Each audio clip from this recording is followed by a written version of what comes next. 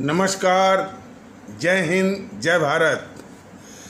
भारतीय अवाम ताकत दल अपने भारतीय भाई बहनों अर्थात अपने देश भारत की जनता अर्थात अपनी भारतीय अवाम से भारतीयता आधारित आपसी श्रद्धा, भारतीयता आधारित आपसी स्नेह, भारतीयता आधारित आपसी प्रेम, भारतीयता आधारित आपसी अखलाक मोहब्बत, भारतीयता आधारित आपसी सहयोग, भारतीयता आधारित आपसी सम्मान, भारतीयता आधारित आपसी एकता, भारतीयता आधारित आपसी भाईचारा तथा भारतीयता आधारित आपसी सद्भाव को समझने व उसे आत्मसात करके वैसा ही और उसी अनुसार आचरण एवं व्यवहार करने हेतु और इसके समस्त भारत में प्रचार प्रसार करने हेतु और इसकी अहमियत और महत्व को प्रत्येक देशवासी को समझाकर उसे अपनाते हुए वैसा ही और उसी अनुसार आचरण एवं व्यवहार करने हेतु और प्रत्येक देशवासी को अपना ही भारतीय भाई बहन मानकर, समझकर, अपनाकर उनके साथ वैसा ही और उसी अनुसार आचरण एवं व्यवहार करने हेतु सतत, सदैव और हमेशा अदब के साथ, आदर के साथ अर्ज करता है, विनती करता है। पहले तो एक सुखद समाचार को हम अपनी सभी आदरणीय भारतीय अवाम के साथ साझा करना चाहेंगे कि एक साथ एकता का मार्च निकाला गया है मुरादाबाद के आसपास। अब वो थोड़ा ठीक से हमको मालूम, मैंने ये खबर नहीं मिली, लेकिन मैं खबर का पता कर रहा हूँ कि वो कहाँ से कहाँ तक, लेकिन यदि एकता का यदि मार्च वो निकाला गया है और हमारे उन भारतीय भाई बहनों का यह आह्वान है हमारे शेष भारतीय भाई बहनों के लिए कि एकजुट हो जाओ, एकजुट हो जाओ। ये बहुत अच्छी खबर है और एकजुट होना ही पड़ेगा सबको, क्योंकि ये स्पष्ट किया गया है और ये हकीकत है कि सभी लोग एक ही हैं, सभी लोग भारतीय हैं। तो सभी लोग भारतीय हैं तो कोई वजह नहीं है कि सभी भारतीय जो है वो भारतीयता के सूत्र में न बंधें। तो उनको भारतीयता के सूत्र में बंधना ही है। भारतीय समाज की मजबूती के लिए, भारत राष्ट्र की मजबूती के लिए। तो ये बहुत ही एक सुखद समाचार है।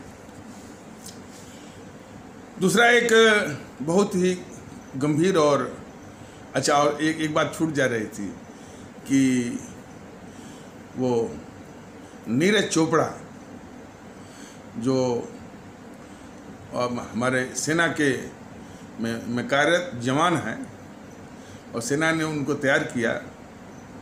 आज मैंने कल उन्होंने टोक्यो ओलंपिक खेल स्पर्धा में जेवलिन थ्रो माने भाला फेंक में उन्होंने स्वर्ण पदक यानी गोल्ड मेडल लाकर हमारे देश का मस्तक ऊंचा किया है।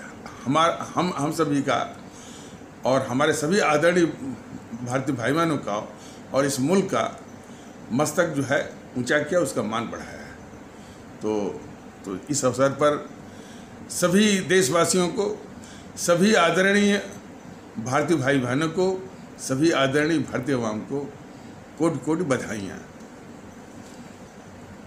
एक बात और भारतीय अवाम ताकत जोड़ना चाहेगा और आप लोग भी सहमत होंगे कि भारत विश्व का चीन के बाद दूसरा सबसे बड़ी आबादी वाला देश है।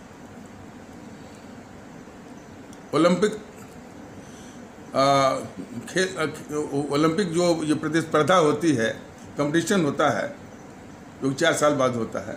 और वैसे ओलंपिक और भी हैं, एक विंटर ओलंपिक है और 2 एक और भी हैं। तो मुख्य यही है समर वाला। तो इतनी बड़ी आबादी वाला देश, लेकिन यहाँ तक पदक की बात होती है, ये बहुत ही आबादी के हिसाब से उतने पदक ये ला नहीं पाता है। जबकि इससे बहुत कम आबादी वाले, अमेरिका की आबादी क्या है, कुछ नहीं है, रूस की आबादी क्या है, कुछ नहीं है, वो यानी ढेर सारे पदक लाते हैं।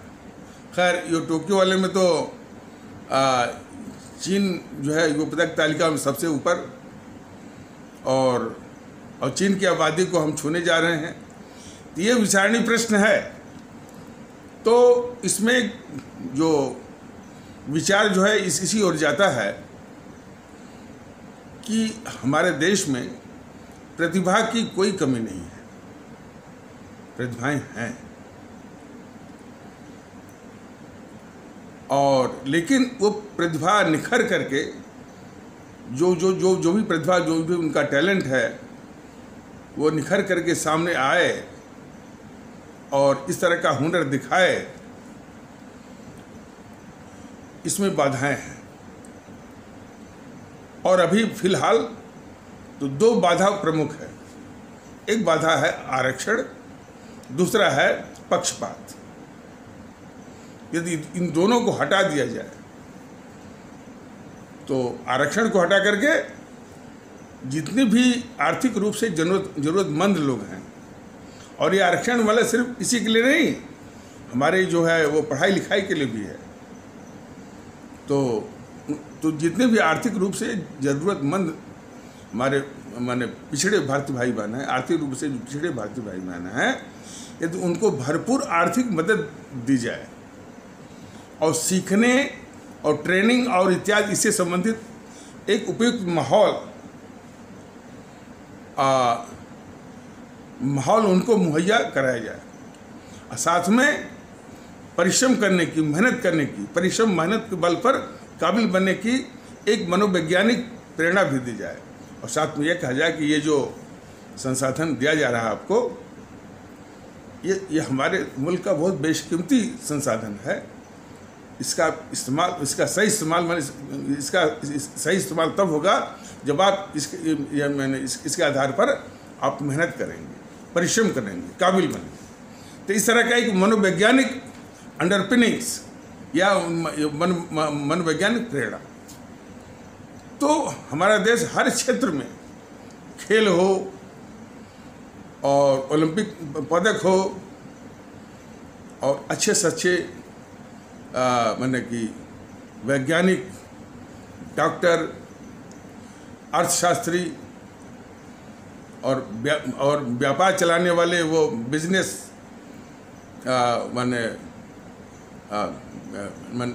बिजनेस लीडर्स, और वो कानून के जानने वाले लॉयर, जस्टिसेस,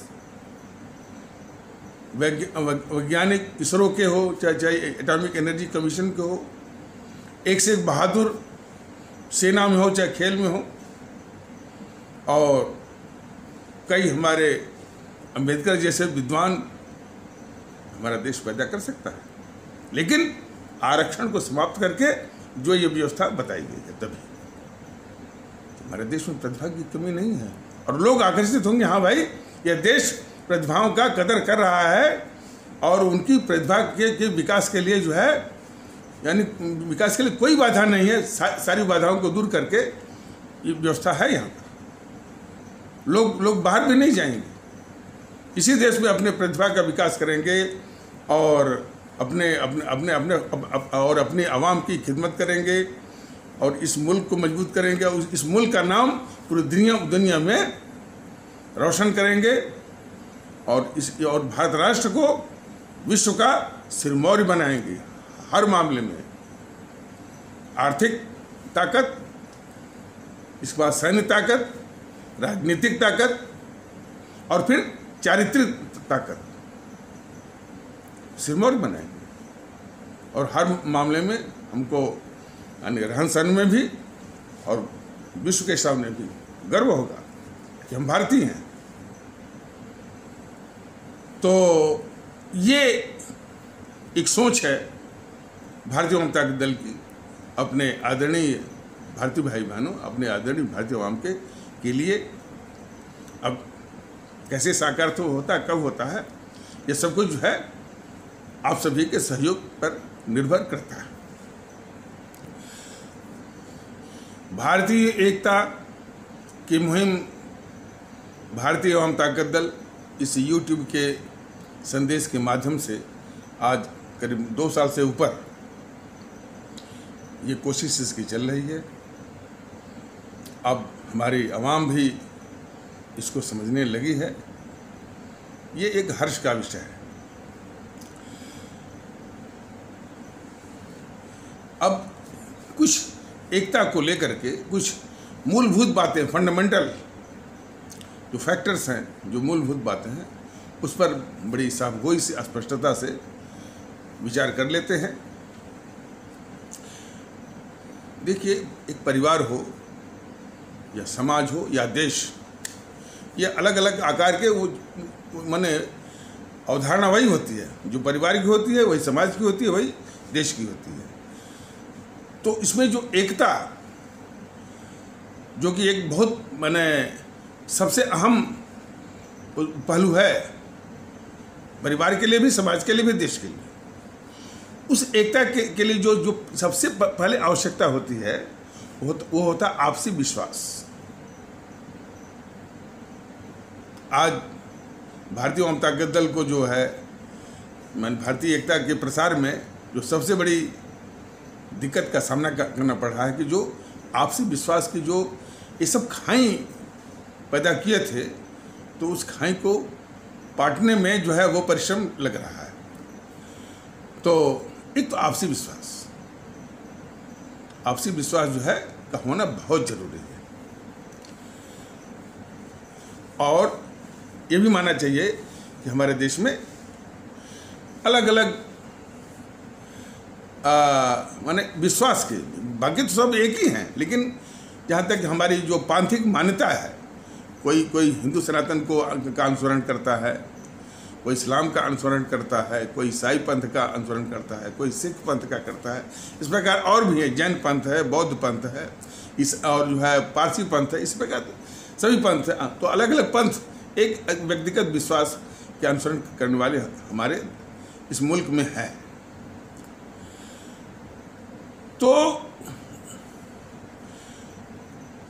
तो हर इस पांथिक जो तबका है हमारे भारतीय समाज का, और इस प्रकार से और भी जो तबके हैं, तो जितने भी महापुरुष हुए हैं सबका बराबर रूप से सम्मान होना चाहिए। ये सबसे आवश्यक है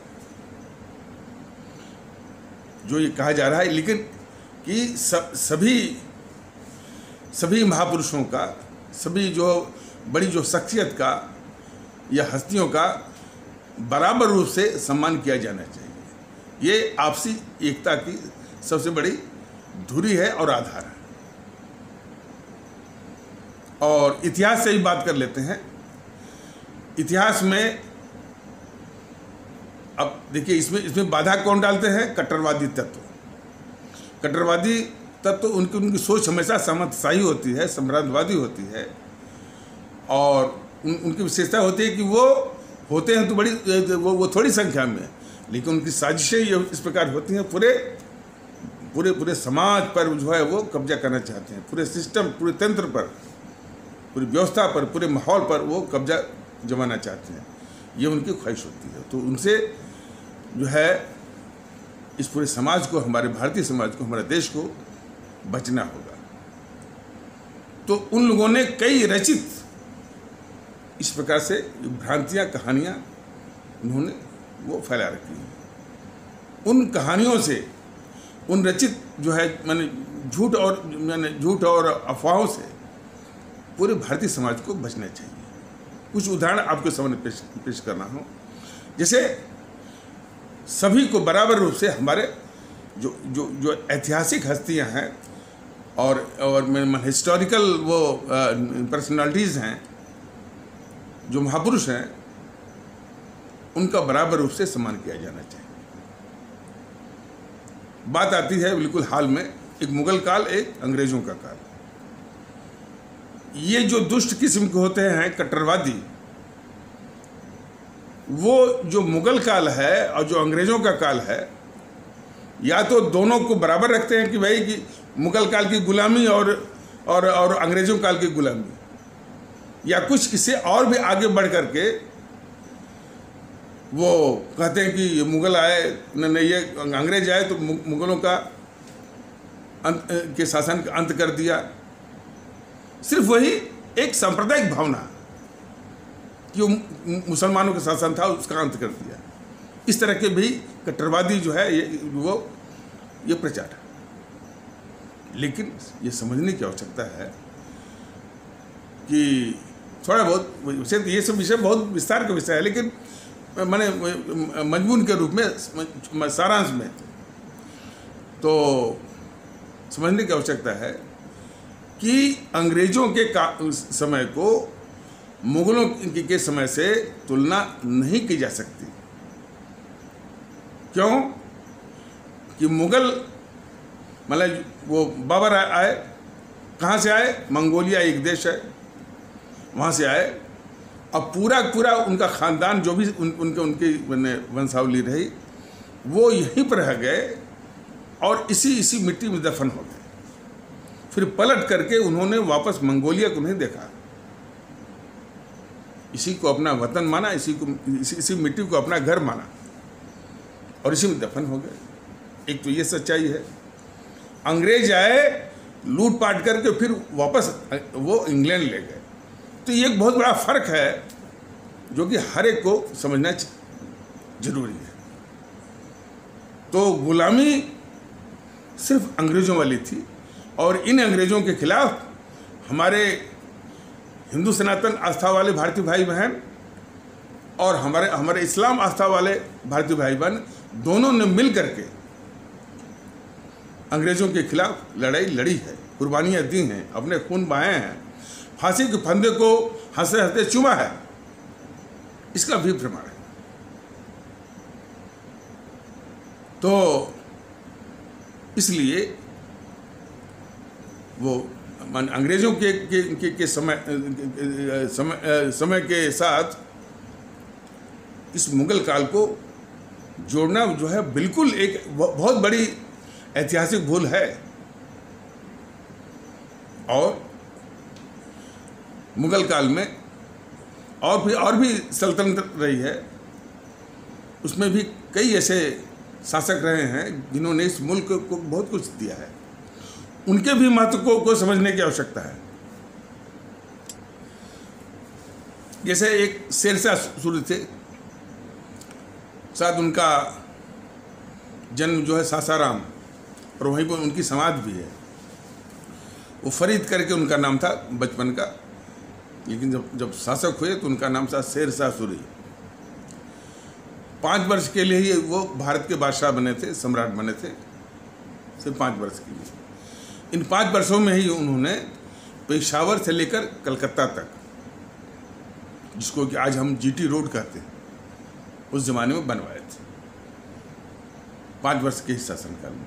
और सिर्फ सड़क ही नहीं बनवाए, सिर्फ रोड ही नहीं बनवाए, किनारे किनारे पेड़ भी लगवाए, सराएं भी बनवाई मुसाफिरों के खिदमत और आराम के लिए।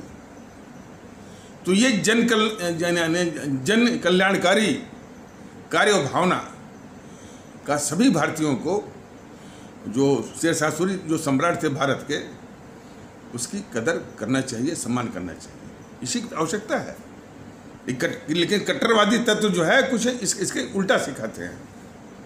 इनके भी योगदान को नकारने की वो कोशिश करते हैं और इस तरह का वो भ्रम फैलाते हैं।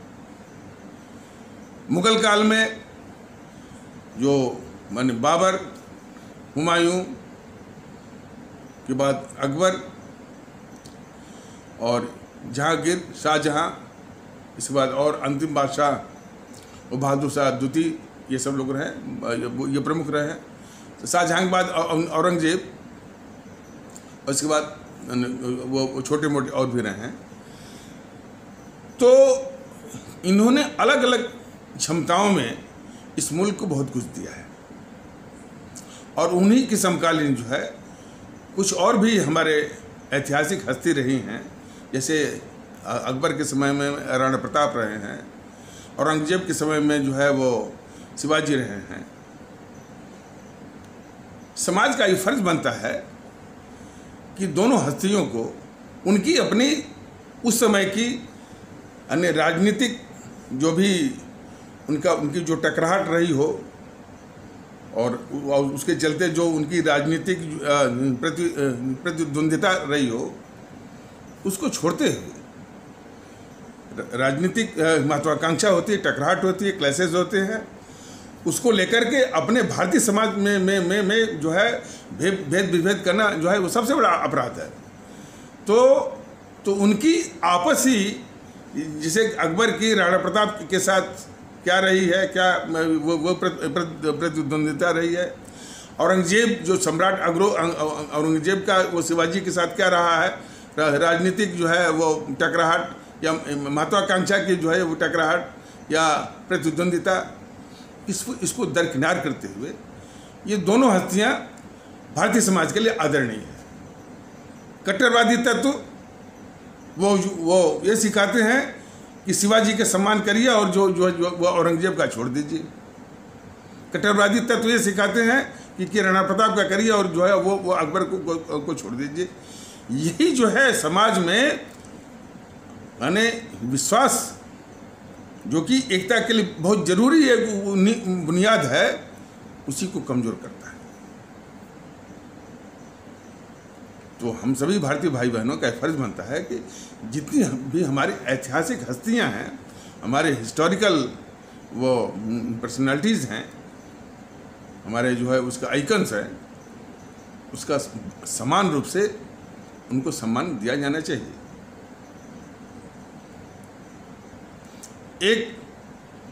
अच्छा, अब इस संबंध में जहांगीर का न्याय, अब जहांगीर के न्याय का वर्णन हम इसमें नहीं करेंगे, कभी और कर लेंगे और विस्तार से बताएंगे। जहांगीर का न्याय व्यवस्था में एक आदर्श के रूप में है। अकबर के शासनकाल में एक जो है वो राजस्व मंत्री थे टोडरमल, उन्होंने तो उनके जरिए जो है यानी भूमि का बंदोबस्त, लैंड सेटलमेंट को जो व्यवस्था मैंने दी गई अकबर के शासनकाल वाली, आज भी वही चल रही है और बहुत काम की है और बहुत उपयोगी है। अकबर ने जो है लोगों को एक करने के लिए बहुत कोशिश किया उसने।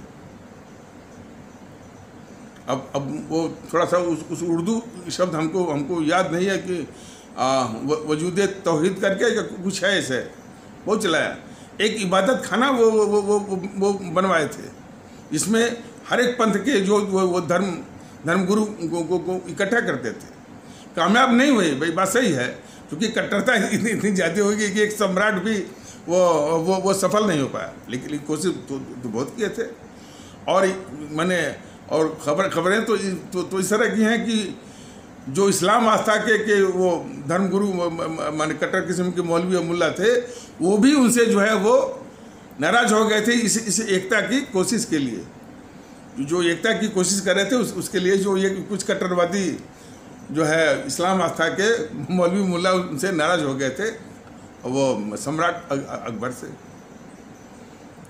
कोशिश बहुत किया। अच्छा, और सबसे बड़ा वो अकबर का योगदान है, अब सभी को जानना चाहिए कि अकबर के पहले जितने भी माले जो वो युद्ध में जो पराजित होता था तो उसकी बहन से या उसकी बेटी से शादी करते थे। जो विजेता था, शादी करके उसकी बहन या बेटी को ले जाते थे। एक बार ले जाने के बाद फिर माता पिता से हमेशा के लिए विच्छेद हो जा करता था। वो लड़की भी अपने माता पिता को भूल जाती थी और माता पिता भी सदा के लिए अपनी बेटी को भूल जाते थे कि अब उनसे मुलाकात नहीं होगी। ऐसा होता था। अकबर पहले ऐसे शासक थे, सम्राट थे, जिन्होंने अपने रिश्तेदारों को जो उनका वाजिब सम्मान होता है, हक होता है, वो उन्होंने दिया। मान सिंह को वो रिश्तेदार का सम्मान दिया उन्होंने, सामने भी और अपने दरबार में। तो जो है वो मैंने इस तरह से सम्मान देने की आवश्यकता है, तभी जाकर के एक विश्वास वो पैदा होगा। एक कट्टरवादी तत्व जो है कहते हैं कि हम तो यहाँ थे और सभी लोग बाहर से आए हैं। ये उन कट्टरवादी तत्वों को बताया जाना चाहिए कि आजकल की सबसे विश्वसनीय जो मान्यता है वो है विज्ञान। तो विज्ञान की एक शाखा है मानव विज्ञान, जिसको अंग्रेजी में कहते हैं एंथ्रोपोलॉजी। एंथ्रोपोलॉजी ये कहती है कि सभ्यता जो है वो अफ्रीका से शुरू हुई और वहीं से खानाबदोश या वैगबान कुमक्कड़ी जो भी है वो सभ्यता यूरोप में और एशिया में फैलती गई। एंथ्रोपोलॉजी आप पढ़िए तो हम वो जातियों का जो है वो वर्णन है, मंगोलैंड, निग्रो, तमाम है इसमें। इस तरह से नाम हमको भूल रहा है, कई ऐसा। तो वो आर्य भी बाहर से ही आए हैं। तो वो इस तरह का झूठ मूठ की कहानी, अब सब देखिए, झूठ की कहानी रचना, उसको तर्कों में गढ़ना, ये सब कट्टरवादी तत्वों का एक बहुत बड़ा हथियार है। आज भी देखिए, जितने भी बड़े अपराधी हैं, आर्थिक अपराधी हों, जिन्होंने इस देश को लूटा हो और हमेशा सत्ता के लिए हमेशा जो है तिकड़म करते रहते हैं, यहाँ तक कि देश को भी दांव में लगा देते हैं। ये देश बढ़ जाए, कमज़ोर हो जाए, उनको सत्ता मिल जाए, इसके लिए। इसका सबसे बड़ा नमूना कौन है? ये राहुल गांधी। देखिए, हर वक्त 24 घंटा वो झूठ बोलता रहता है। वही नहीं, उसके जितने भी नेता हैं सब झूठ ही बोलते हैं। तो उसी प्रकार जो ये कट्टरवादी तत्व भी हैं, झूठ मूठ की कहानियाँ वो रचते रहते हैं। तो उन्हीं के कुछ नमूने अब आपको बताए जा रहे हैं।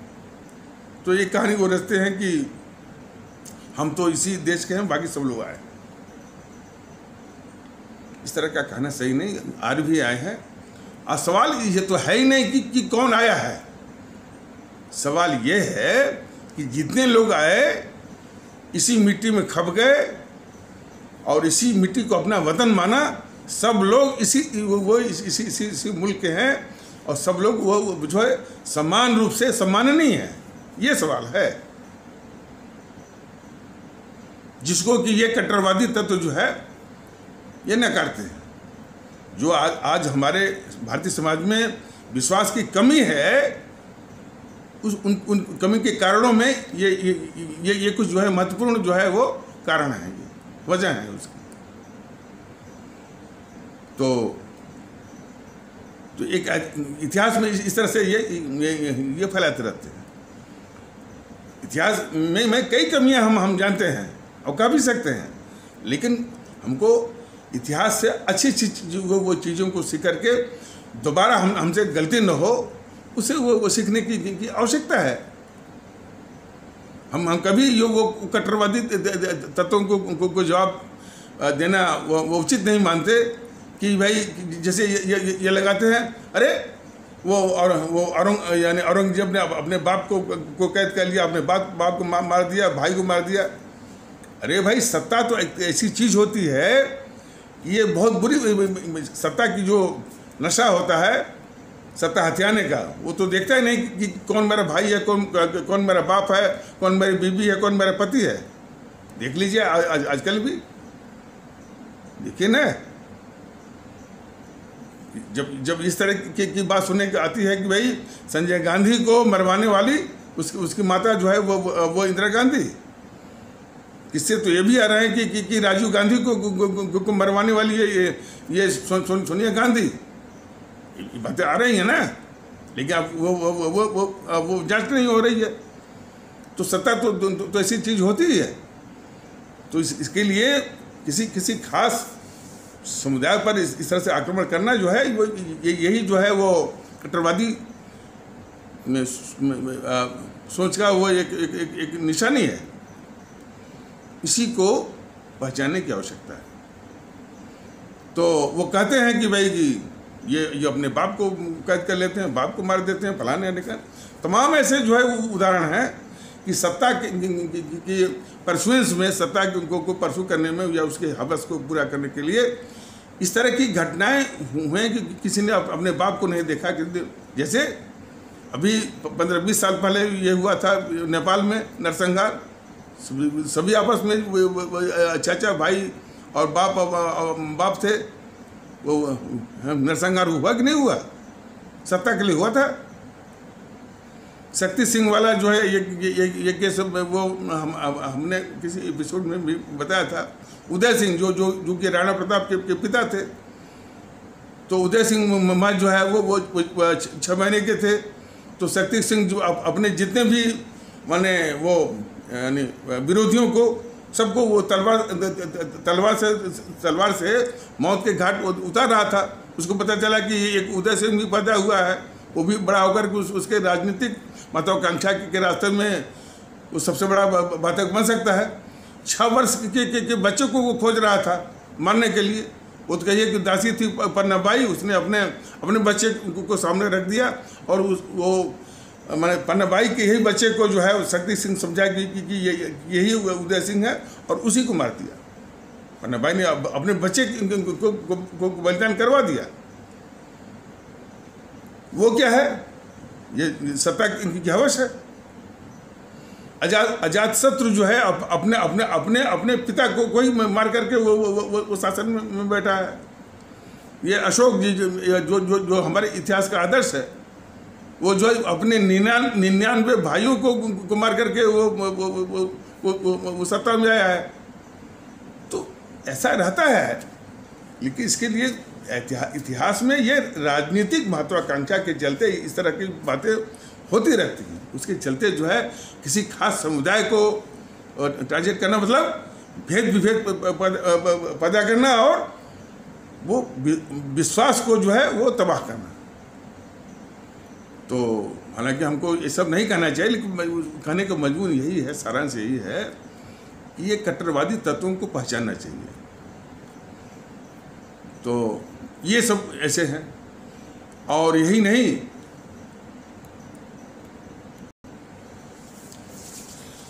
जैसे जो हमारे संत हुए हैं, इस संतों की भूमि रही है। हम कभी नाम लेते हैं कि हमारे रामकृष्ण परमहंस हैं, नानक हैं, कबीर हैं, संत रविदास हैं, सूफी संत हैं, और उन्हीं के आसपास हमारे संत भी रहे हैं, कवि भी रहे हैं। रहीमदास, हमारे गोस्वामी तुलसीदास, सूरदास, रसखान। तो कट्टरवादी तत्व क्या करते हैं कि वो गोस्वामी तुलसीदास को उठा लेंगे और रामकृष्ण परमहंस को उठा लेंगे, अधिक से अधिक वो कबीर को, बाकी को छोड़ देंगे। ये काम है इनका। सिर्फ एक सांप्रदायिक जो है वो जो है प्रतिद्वंदिता और भावना, ये इनकी सोच है। तो इसका उपाय हम बताएंगे। इसका उपाय है कि सब लोग मिल करके ऐसे तत्वों की इस गतिविधि को कुचलना होगा, जो कि सेलेक्टिव रूप में कुछ को उठाया और बाकी को छोड़ दिया।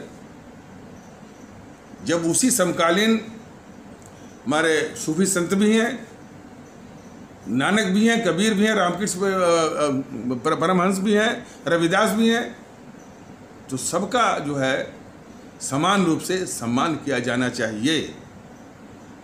हमारे कवियों में गोस्वामी तुलसीदास हैं, सूरदास हैं, रसखान हैं और रहीमदास हैं, सबका समान रूप से सम्मान किया जाना चाहिए।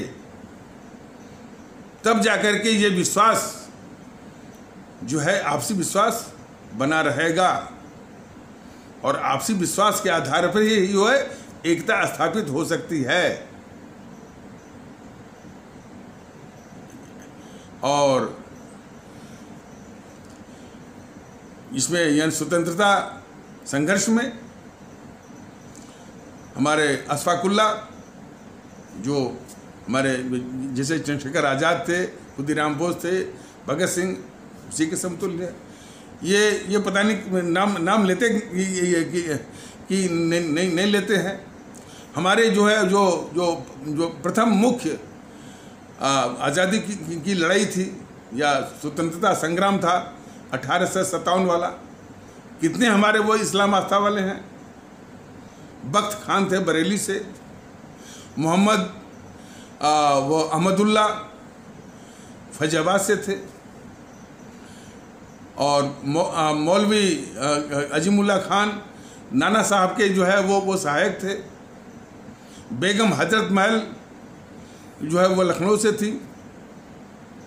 हालांकि मंगल पांडे भी थे, कुंवर सिंह थे, और जो है रानी लक्ष्मीबाई भी थे, तात्या टोपे भी थे, ये लोग भी थे, सब लोग एक साथ में थे। लेकिन ये इनका नाम नहीं लेते हैं। और इसमें कट्टरवादी नहीं, इसमें जो एनपीसी के इतिहासकार हैं वो भी इनको इसको नकारते हैं।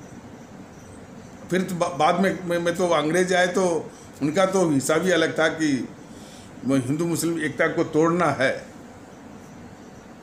बताया गया था कि अंग्रेजों ने इन्हीं कट्टरवादियों की मदद से ऐसे ऐसे काम किए सिर्फ हमने हिंदू मुस्लिम एकता को तोड़ने के लिए। सबसे पहले उन्होंने बनाया ये कांग्रेस 1885 में। ये तो जानते नहीं कि कांग्रेस की स्थापना वो अंग्रेजों ने ही की है, ये ह्यूम के जरिए। और इसके बाद जितने भी संगठन बने, 1906 में मुस्लिम लीग, 1921 या 22 में हिंदू महासभा, 1925 में ये आरएसएस, ये सब की सब जो है अंग्रेजों के समय में अंग्रेजों की शह से हिंदू मुस्लिम एकता को तोड़ने के लिए ये बनाई गई थी, कांग्रेस से लेकर सब। तो ये उसी कट्टरवादी सोच का ये परिणाम है। हमारे बाबा साहब आए और देखिए ये कट्टरवादी सोच जो है आज तक ये इस बात को तस्दीक नहीं होने देते कि हमारे इसमें भारतीय समाज में एक हमारे जो पिछड़े भारतीय भाई बहन हैं जिसको कभी शूद्र कहते थे, उनके साथ जो है हजारों हजार साल तक लगातार उनका शोषण होता रहा, हर तरह से, आर्थिक, सामाजिक, शैक्षणिक और इज्जत का भी।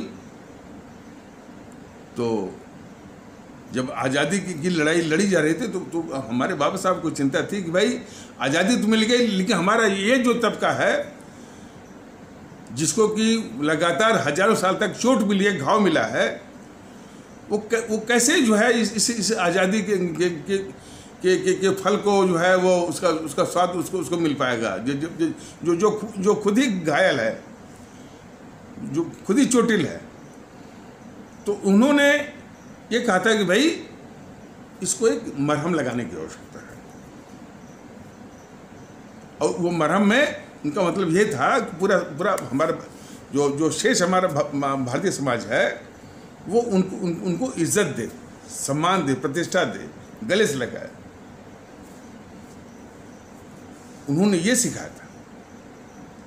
और भारतीय जनता दल उन्हीं के आदर्शों पर को कि कम से कम यानी उस तबके को सम्मान, प्रतिष्ठा, इज्जत, अपनापन देना बहुत जरूरी है, इसी को लेकर चल रहा है।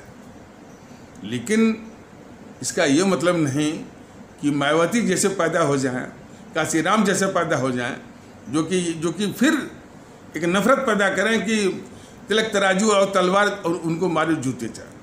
देखिए जरा सा, इन्होंने यानी पूरे हमारे बाबा साहब के आदर्श को कुचल कर रख दिया। कितनी घिनौनी इसकी राजनीति है। मायावती को हमारे सभी आदरणीय भारतीय भाई बहन और खास करके हमारे पिछड़े भारतीय भाई बहन बड़े गौर से देखें।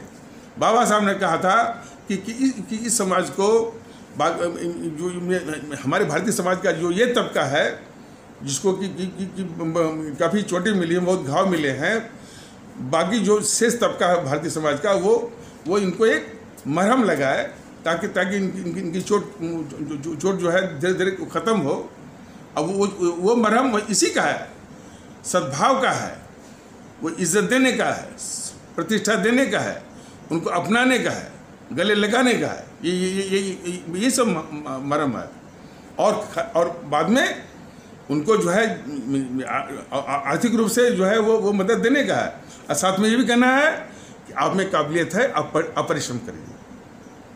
काबिलियत के बल पर आप जो है यानी जो सामाजिक है या नौकरी का है उसमें जो भी ओहदा है, पोजीशन है, उसको हासिल करिए और इज्जत, प्रतिष्ठा, सम्मान सब अर्जित करिए। ये उनके कहने का मतलब था। लेकिन बीच में आए जेएनपीसी वाले, वो आरक्षण, तो ये उनका कहना मतलब। और ये मायावती जो है वो काशीराम के साथ उसने फिर नफरत, तो ये सब जो नफरत फैलाते हैं ये आपसी विश्वास को तोड़ने के लिए। तिलक तराजू और तलवार, उनको मारू जूते चार कर। बताइए ऐसा करेंगे तो ये आपसी विश्वास आएगा? आपसी विश्वास को तबाह करने के लिए जो है ये मायावती जैसे लोग अब आज भी, चाहे उसके साथ सतीश मिश्रा हो चाहे कोई भी हो, तो और भारतीय वाम ताकत दल ने भी बताया कि हमारे स्वामी विवेकानंद और हमारे बाबा साहब में, इन दोनों के बीच में कई मायनों में बड़ी समानताएं हैं। इसका वर्णन जो है कि मैंने कुछ एपिसोड में बताया गया। कई बातों को लेकर बड़ी समानताएं, लेकिन इन कट्टरवादी तत्वों के ही कारण कुछ तबका वो स्वामी विवेकानंद को महत्व देता है और हमारे बाबा साहब को महत्व नहीं देता, उनसे घृणा भी करता है। और उसी की प्रक्रिया में शेष हमारे भारतीय समाज का तबका वो सिर्फ जो है बाबा साहब को महत्व देता है या उनको खुदा मानता है, और वो स्वामी विवेकानंद को जानता ही नहीं है और न उनको वो सम्मान देने के लिए वो तैयार होता है। ये बहुत बड़ी भूल है। पूरे भारतीय समाज को स्वामी विवेकानंद को भी, हमारे बाबा साहब को भी इज्जत देने की जरूरत है, तभी जो है विश्वास का माहौल आएगा। ये सब जो है एक फंडामेंटल भूल हो रही है, यानी मौलिक भूल हो रही है।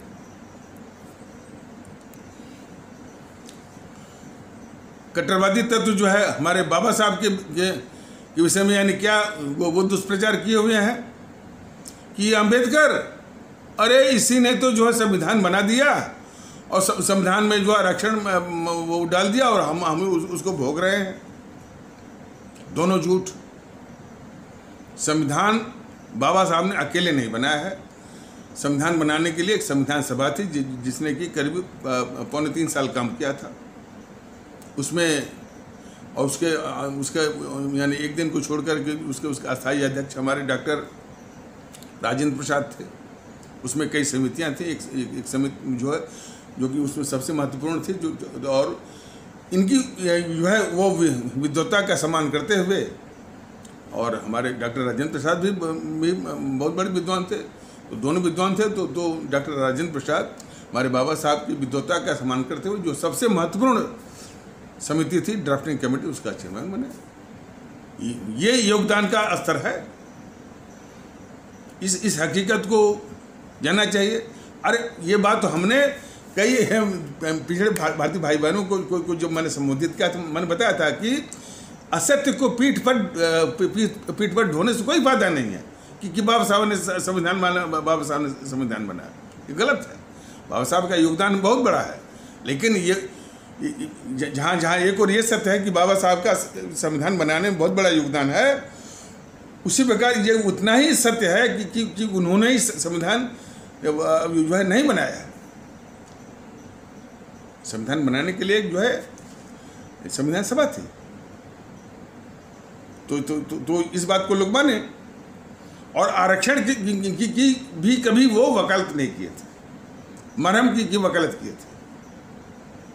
और उन्होंने चेतावनी भी दिया था। दो बात कहते हैं भाई कि हमारे इस तबके के साथ जिसको की लगातार चोट मिली है, घाव मिला है, बहुत चोटिल है भावनात्मक रूप से और वैसे भी, इसको मरहम लगाने की आवश्यकता है। और मरहम क्या होगा, कैसे होगा, वो भी इन्होंने भारतीय समाज पर ही छोड़ दिया। आरक्षण की बात वो नहीं बोले थे। और एक बात और जोर बोले थे कि हमको एक जाति विहीन समाज को स्थापित करना है। बताइए, वो कह रहे हैं जाति विहीन समाज। आइए मायावती और उसके जो ब्रिगेड है, उसके चमचे जो हैं, कितनी घिनौनी जो है वो जातिवाद की राजनीति करते हैं। तो हर तरह से बाबा साहब का नाम तो लेती है, नाम बुनाती है जो उसी के आधार पर, लेकिन उनके हर सिद्धांत की जो है वो हत्या कर रही हो।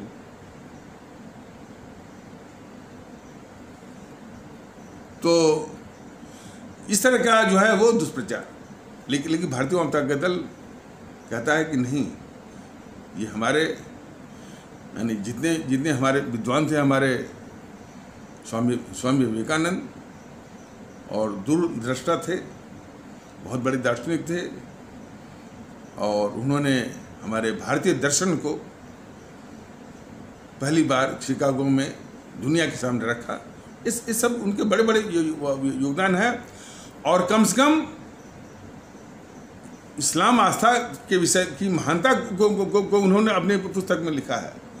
जो ये धर्म माने पंथ परिवर्तन के विषय में तमाम आरोप लगाते हैं, उसके विषय में भी हकीकत को सामने रखा है। अब हालांकि उस विषय पर हम अभी नहीं बोलने जा रहे हैं, इसकी वजह से में रखा। तो काफ़ी चीज़ों को उन्होंने बिल्कुल सफाई से रखा है। पंथ परिवर्तन के लिए जितने हैं, ये जब मुस्लिमों ने हमारे लोगों का धर्म परिवर्तन करा दिया, फलाना किया, तो तमाम तरह की बात है। उस पर उन्होंने बहुत एक स्पष्टता से कहा है कि यहाँ की जो जातिवादी व्यवस्था से जो लोग परेशान होकर के, जो रूढ़िवादी व्यवस्था से परेशान होकर के उन लोगों ने इस्लाम आस्था में शरण ली। ये बोले हैं वो ये बोले हैं स्वामी विवेकानंद जी ने, ये बोला, इस तरह की बात वो बोले। तो खैर अब उस पर वो विस्तार से अभी नहीं कहा जा रहा। तो हर चीज़ पर उनका, तो स्वामी विवेकानंद की इज्जत जो पूरे देश के द्वारा जो है किया जाना चाहिए। और उन्हीं के आसपास मैंने, अच्छा, स्वामी विवेकानंद में विशेषता थी कि कोई भी पुस्तक उनको मिल जाए मोटी से मोटी, वो बहुत ही कम समय, आधा पौन घंटा, अधिक से अधिक 1 घंटा में उसको पढ़ करके जो है वो ख़त्म कर देते थे। और सिर्फ पढ़ करके ही नहीं, उसको समझ भी जाते थे और उसको याद भी कर लेते थे। बताइए, उतने ही समय पर पढ़ जाना, समझ भी जाना और याद भी कर लेना, यही क्षमता हमारे बाबा साहब में भी थी। मोटा से मोटा दस्तावेज हो, बहुत कम समय में पढ़ जाना, समझ भी लेना, याद भी कर लेना। मानवता के विषय में दोनों हमारे जो हमारे ऐतिहासिक हस्तियां हैं, बिल्कुल अकट विचार था। अब उसका वर्णन इसमें नहीं किया जाएगा, तमाम बातें। इसलिए देश को चाहिए कि इन दोनों हमारे जो हमारे हस्तियां हैं, हमारे जो ये महापुरुष हैं, महान आत्माएं हैं, इनका सम्मान किया जाना चाहिए पूरे समाज के द्वारा। ये राजनीतिक पार्टियां भुनाती हैं, मन से कभी भी सम्मान नहीं करती हैं। ये भी समझ लीजिए, ये सारी राजनीतिक पार्टियां जो है इनको भुनाती हैं, मन से सम्मान नहीं करती। अब तो कदर देखिए, भारतीय जनता दल इसमें लगा है कि भाई हमारे सभी, और खास करके हमारे जो हमारे पिछड़े भारतीय भाई बहन जो अलग थलग माने रखे गए जो भी है, उनको गले से लगाना है। और भारतीय एकता का ये तकाजा है। लेकिन ये समाजवादी पार्टी के लोग, गेस्ट हाउस कांड का जरा घटना जरा देखिए, वो इसके जो समाजवादियों के जो गुंडे हैं, असामाजिक तत्व है, किस तरह से बोलते हैं कि चमार लोगों का दिमाग खराब हो गया है। चर्बी बढ़ गई है, इनको ठीक करना है, उनको मारना पीटना मजबूर करना। मायावती को जो है चमाइन है, फलाने ठिकाने। तो अब ये सवाल है ना कि ये लोग सत्ता में आना चाहते हैं, इसके पहले भी सत्ता में रह चुके हैं, तो इन्होंने आवाम को क्या दिया है? इनको माकूल जवाब जो है दिए जाने की आवश्यकता है। इन्हीं लोगों की वजह से आज आपसी विश्वास जो है, आपसी विश्वास को काफ़ी चोट लगी है। आज जो एकता जो जिसके लिए भारतीय जनता दल कोशिश कर रहा है, तो उसका जो काफ़ी जो सबसे बड़ा आधार है, जो महत्वपूर्ण आधार है, आपसी विश्वास। इन्हीं तत्वों के कारण जो कट्टरवादी और फिर जो है वो समाजवादी में इस तरह के तत्व हैं, बहुजन समाज पार्टी के लोग तिलक तराजू और तलवार, इनको मारो जूते चार। और यही नहीं, मनुवादी फलाने ढिकाने, ये सब क्या है? नफरत फैलाने से यानी किसी का भला होगा? आपसी विश्वास घटेगा। आपसी विश्वास जब घटेगा तो एकता लाने में बहुत बड़ी बाधा आएगी। एकता नहीं आएगी, अलग थलग और एक परमानेंट शोषण, परमानेंट एक्सप्लॉयटेशन का ये बहुत बड़ा वो हथकंडा है। तो आपसी विश्वास लाना बहुत जरूरी है। और आपसी विश्वास लाने के लिए जितने हमारे महापुरुष इस मिट्टी के हैं, सबको समान रूप से इज्जत दिए जाने की परम आवश्यकता है।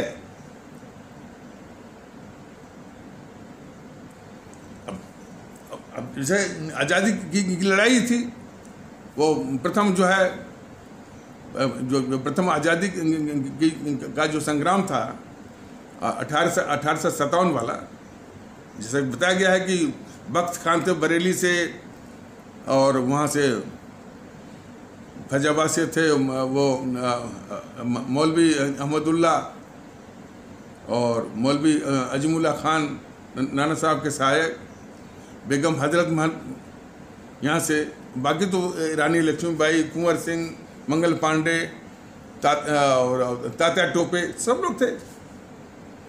और यही नहीं, इन क्रांतिकारियों ने बहादुर शाह जफर जो कि अंतिम मुगल बादशाह थे, उनकी सेहत गवाही नहीं कर रही थी, उन्हीं को अपना उसे क्रांति का 1857 वाली क्रांति का नेता बना दिया।